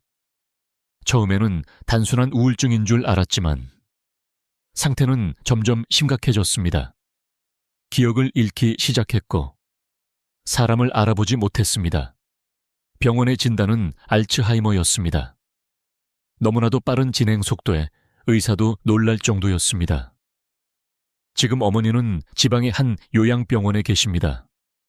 더 이상 저를 알아보지 못합니다. 제가 누구인지, 자신이 누구인지조차 잊어버렸습니다. 가끔 정신이 맑아지는 순간이 찾아오는데 그럴 때면 저를 당신의 아버지로 착각하곤 합니다. 그리고 웁니다. 자신이 무슨 큰 죄를 지었다며 제발 용서해달라고 제 손을 잡고 웁니다. 자신이 지은 죄가 무엇인지조차 기억하지 못한 채 말입니다. 돈을 보내달라거나 찾아와 달라는 이야기가 아닙니다. 그저 사실을 알려야 한다고 생각했습니다. 이것이 내가 당신에게 할 수 있는 마지막 도리일 테니까요. 편지는 거기서 끝나 있었다. 마지막에 이름도 서명도 없었다. 민서는 편지를 내려놓고 의자에 깊숙이 몸을 기댔다. 눈물이 나지 않았다. 분노가 치밀지도 않았다. 그녀의 마음은 놀라울 정도로 고요했다. 그녀는 그저 한 인간의 비참한 말로에 대한 희미한 연민을 느낄 뿐이었다. 자신의 욕망에 눈이 멀어 딸의 인생을 통째로 집어삼키려 했던 한 여자가 이제는 자신의 죄가 무엇인지조차 잊어버린 채 용서를 구하며 울고 있다는 사실. 그것은 신이 내린 가장 잔인하고 완벽한 형벌이었다. 그리고 그 형벌의 집행 과정을 묵묵히 지켜보고 있는 또 다른 남자. 민서는 눈을 감았다. 그들의 이야기는 이제 정말로 끝이 났다. 더 이상 그녀의 삶과는 아무런 상관이 없는 멀고 먼 타인의 비극일 뿐이었다. 그녀는 편지를 곱게 접어 책상 서랍 가장 깊숙한 곳에 넣었다. 그리고 잠가버렸다. 과거를 봉인하는 마지막 의식이었다. 그녀는 자리에서 일어나 사무실 창가로 다가갔다. 창밖으로는 칠흑 같은 제주의 밤바다가 펼쳐져 있었고 그 위로 수많은 별들이 빛나고 있었다. 파도 소리가 자장가처럼 부드럽게 들려왔다. 그녀는 비로소 자신이 완전한 자유를 얻었음을 깨달았다. 과거의 모든 상처와 원망으로부터, 심지어 연민으로부터도 그녀는 이제 오롯이 자신의 삶을, 그리고 앞으로 피어날 새로운 생명들을 위해 살아갈 것이다. 과거의 망령을 서랍 속에 봉인한 다음 날 아침, 제주의 하늘은 더없이 맑고 푸르렀다. 미담 재단은 성공적인 첫 전시회의 흥분이 차에 가시지 않은 채 새로운 활기로 넘치고 있었다. 민서는 아침 일찍부터 젊은 작가들과 함께 커다란 테이블에 둘러 앉아 있었다. 테이블 위에는 재단의 다음 프로젝트에 대한 계획안들이 펼쳐져 있었다. 제주도의 버려진 공간들을 예술 공간으로 재탄생시키는 공공미술 프로젝트, 해외 작가와의 교류를 위한 레지던시 프로그램 등 그녀의 머릿속은 온통 미래를 향한 청사진으로 가득했다. 그래서 해녀 할머니들의 삶을 주제로 한 벽화는 서귀포항 동쪽 방파제에 그리면 어떨까? 그것이 할머니들의 주된 활동 무대이기도 하고 관광객들의 눈에도 잘 띌 테니. 민서가 지도를 가리키며 말하자 작가들의 눈이 반짝였다. 그들의 얼굴에는 더 이상 미래에 대한 불안이나 현실에 대한 좌절감이 없었다. 오직 창작에 대한 순수한 열정과 할 수 있다는 자신감만이 넘실거렸다. 민서는 그들의 빛나는 얼굴을 보며 조용히 미소 지었다. 어젯밤 읽었던 편지의 내용은 이미 그녀의 마음속에서 희미한 잔상으로만 남아있었다. 그녀의 현재는 이토록 생생하고 눈부신 생명력으로 가득 차 있었기에 과거의 어둠이 비집고 들어올 틈은 어디에도 없었다. 오후가 되었을 때 예고 없는 손님이 재단을 찾아왔다. 어젯밤 전시회에도 참석했던 대한민국에서 가장 영향력 있는 미술 비평가 중 한 명인 문태준 선생이었다. 백발의 노신사는 민서의 안내를 받으며 갤러리를 다시 한번 천천히 둘러보았다. 그는 상업적인 성공이나 기교에만 치중하는 서울의 미술계에 염증을 느끼던 채 이곳 제주의 작은 재단이 보여준 순수한 예술적 에너지에 깊은 감명을 받았다고 했다. 강 관장님, 어젯밤 전시회는 정말 인상적이었습니다. 단순히 좋은 작품들을 모아놓은 것을 넘어 하나의 분명한 철학이 느껴졌습니다. 문 선생은 갤러리 중앙에 걸린 폭풍우 치는 바다 그림 앞에 멈춰 서서 말했다. 이 그림에서는 절망 속에서도 희망을 보려는 처절한 의지가 느껴집니다. 재단이 추구하는 방향과도 맞닿아 있는 듯하고요. 민서는 조용히 고개를 끄덕였다. 저 또한 저 그림에서 큰 위로와 용기를 얻었습니다. 선생님, 그래서 말입니다. 문 선생은 몸을 돌려 민서를 정면으로 마주 보았다. 그의 눈빛은 날카로우면서도 따뜻했다. 제가 발행하는 미술 전문 잡지에 미담 재단과 강 관장님에 대한 특집 기사를 싣고 싶습니다. 민서는 순간 망설였다.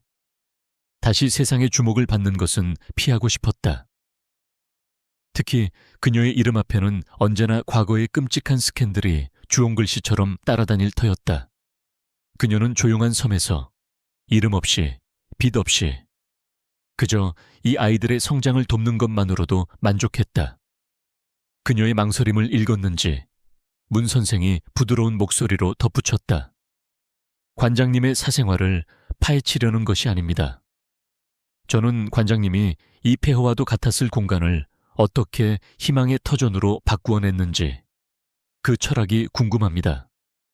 관장님의 이야기는 지금 이 순간에도 어딘가에서 절망하고 있을 또 다른 예술가들에게 그리고 삶의 의미를 잃어버린 많은 사람에게 큰 영감과 용기를 줄 수 있을 겁니다.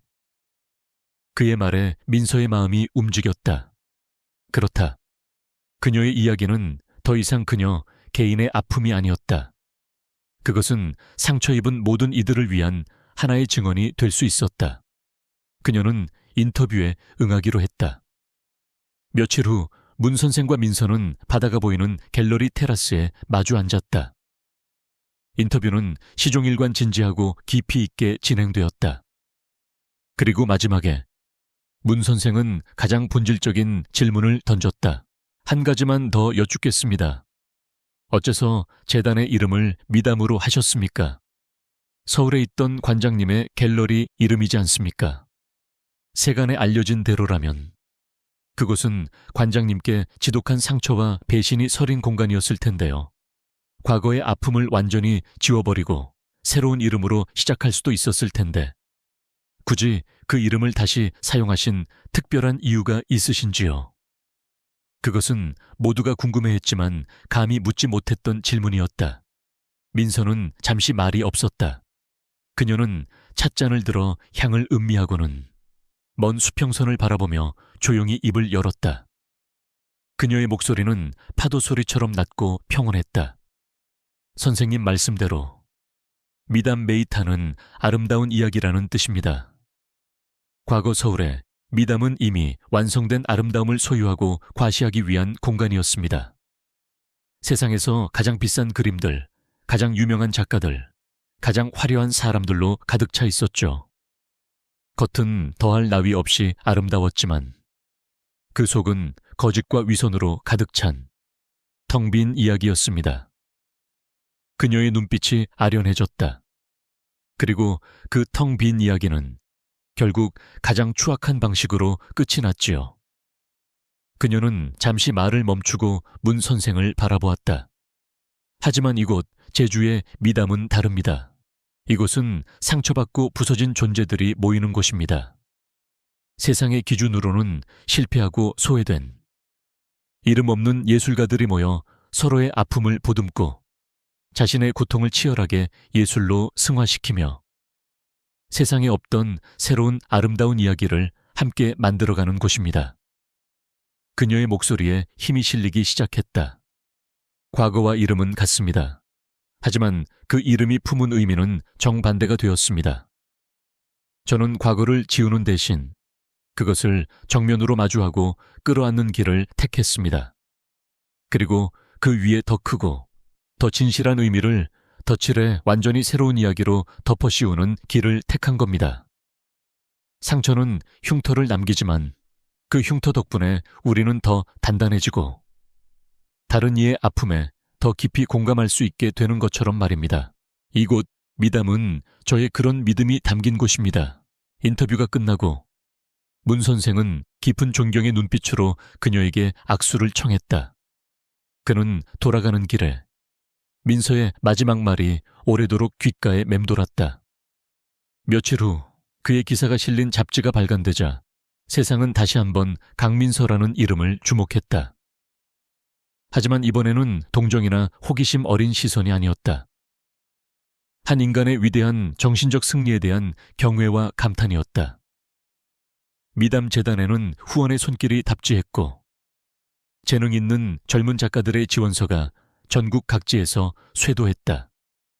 그녀가 쏘아올린 작은 희망의 씨앗이 이제는 거대한 숲을 이루기 시작한 것이었다. 그로부터 또 몇 달이 흘렀다. 해질 무렵 민서는 홀로 협재 해변을 걷고 있었다.